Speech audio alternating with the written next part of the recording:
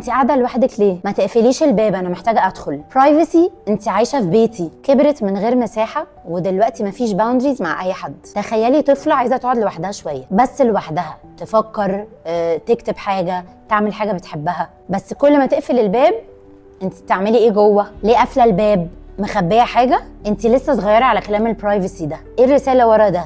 ان مش من حقك يكون ليكي مساحه خاصه بيكي، مش من حقك تقولي انا عايزه ابقى لوحدي. جسمك، وقتك، اوضتك، حتى افكارك مش ملكك. فتعلمنا دايما ان نكون متاحين، مفيش حاجه اسمها لا، ومفيش حاجه اسمها محتاجه وقت ليا. ودلوقتي انتي ام محترقه، ما عندكيش باوندريز مع حد، دايما متاحه للكل، بتحسي بالذنب لو قلتي انا عايزه ابقى لوحدي، ما بتعرفيش تقولي لا، مفيش مساحه ليكي في يومك. لما محدش يعلمك ان في حاجه اسمها باوندريز او حدود، وان ده حقك ومحتاجه تعرفيه من الطفوله، وان دي مش رفاهيه، ولما تبقي ام من غير باوندريز عشان بتكبري بنفس اللي كنتي عليه، بتخلي ولادك يدخلوا الحمام وانت جواه، ما بتقفليش باب اوضتك، افيلبل طول الوقت حتى لو محتاجه وقت لنفسك، بتحسي بالذنب لو خدتي بريك، وبتعلمي ولادك نفس الحاجه، ان مفيش حاجه اسمها مساحه شخصيه. دلوقتي جه الوقت تكسري الدايره دي. الكوميونتي بتاعتنا بنتعلم ازاي نحط باوندريز او حدود بشكل صحي، بنتعلم نقول لا من غير ما نحس بالذنب، بنشارك مشاكلنا وقصصنا وبندعم بعض،